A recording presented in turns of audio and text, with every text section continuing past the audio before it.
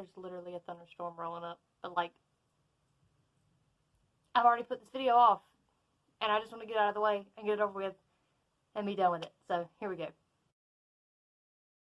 I filmed the last day of the reading rush. I filmed pretty much the entirety of the whole day of the reading rush because I filmed the whole week.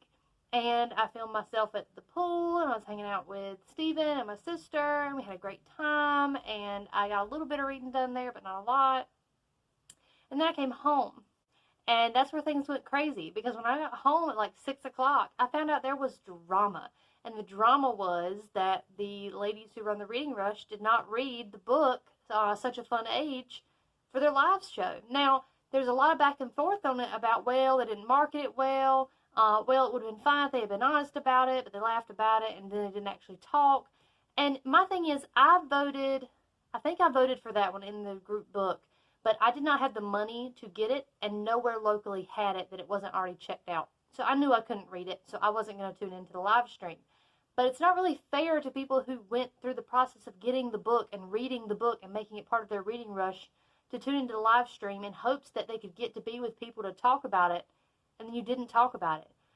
But there's a lot of other drama too, and bigger and more important booktubers than me have talked about it, so I'm not going to spend a lot of time on it now. I'm just going to recap the books I read and recommend and, like, as I see fit.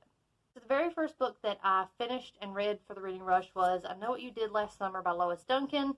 This book I think was written in like 63, like it's very old, but it holds up pretty well for that age, you know, like YA thriller kind of thing. There's not a lot of high stakes, but it's very quick. It's very easy to follow, but it's got a decent twist. This will be a fun little light read, or if you're looking for something for like a fun reading challenge of like reading books that became movies, this will be a really good one to do because this is very different than the movie. But I mean, it wasn't bad. Like, and I read it pretty quickly. The next book that I finished for the reading rush was Smoke Gets in Your Eyes by Caitlin Doughty, or Ask a Mortician. This was amazing. I recommend everyone read this. I want to read the rest of her books because this just has such a natural, like, voice to it that I learned so much, but it was so funny at the same time. It's like her videos.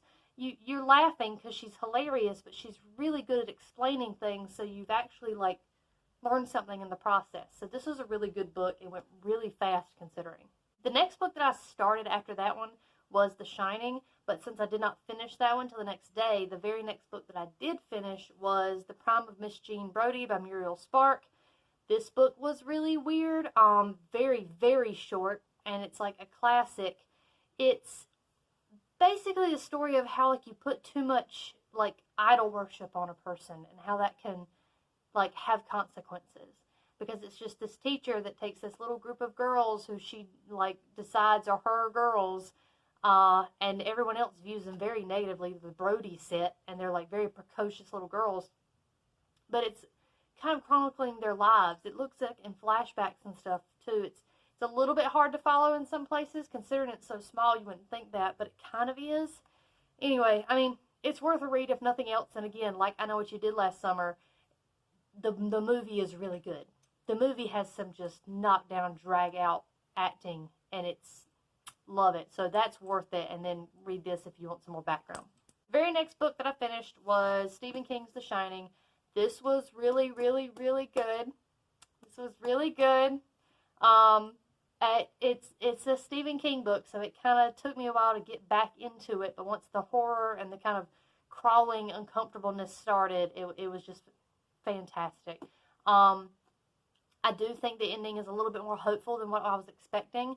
But also, I've only ever seen the, like, movie. So, who really knows?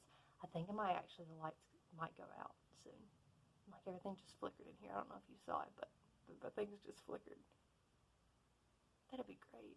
I'm home alone with the dog who's scared of thunderstorms. So, we love that. The next book that I started was The Astonishing Color of After. And this book made me cry on camera. It's so amazing. It is,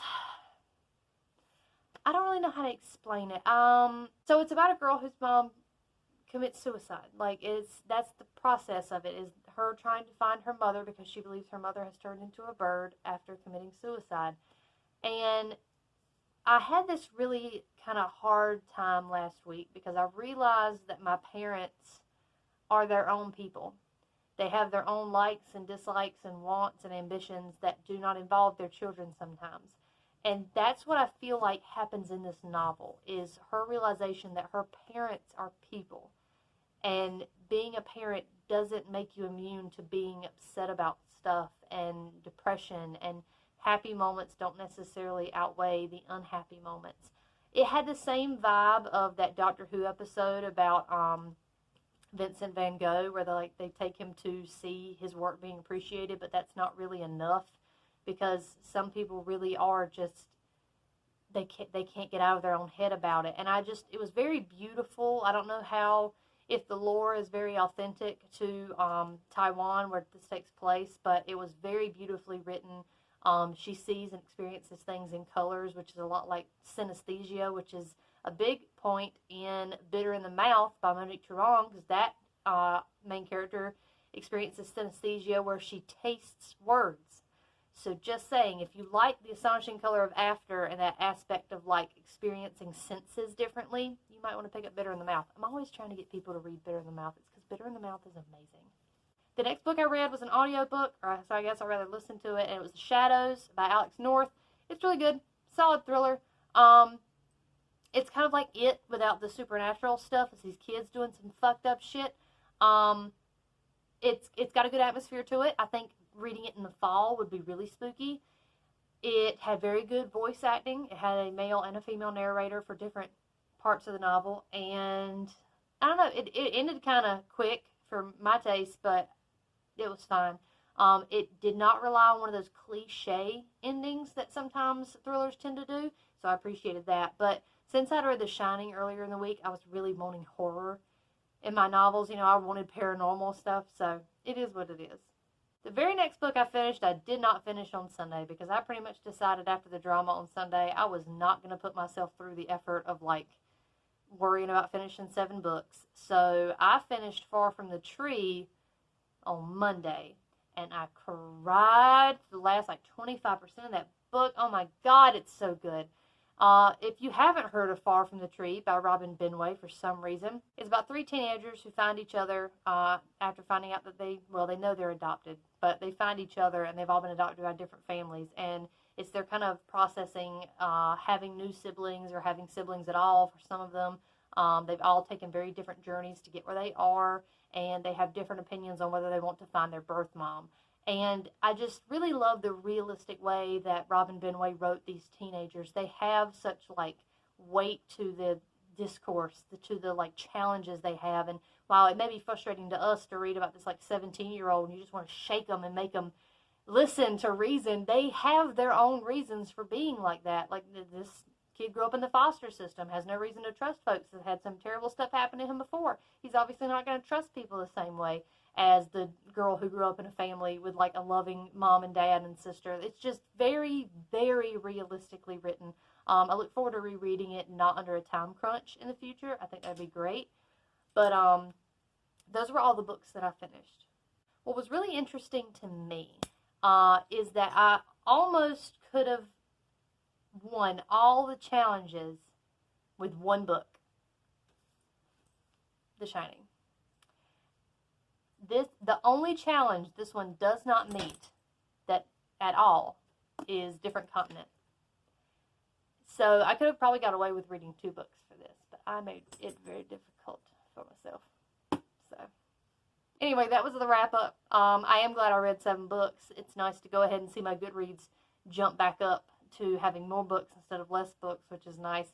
And I'm reading a couple of arcs this week. This is my last week before fall classes start, so I'm trying to get these arcs done so I can go ahead and post a video, hopefully at the end of next week, about all the books that I read this summer, which is a surprising amount of them, even though I keep getting declined for books, and it makes me sad because I don't want that email. Just don't send it to me. Just don't send me the email, NetGalley. Just between you and me, I know that I got declined. You don't have to email me every time. Anyway, that was the wrap-up. I don't know if I'll do the reading rush next year. We'll see. There's going to be a lot of changes. There's a lot more that went wrong than just the live show. There was the Juneteenth stuff. There was, the challenges were kind of iffy this year. I did not like that some of the cosplay winners were white women portraying covers that featured POC. Something to think about, folks. But anyway, that's it. That's the wrap up.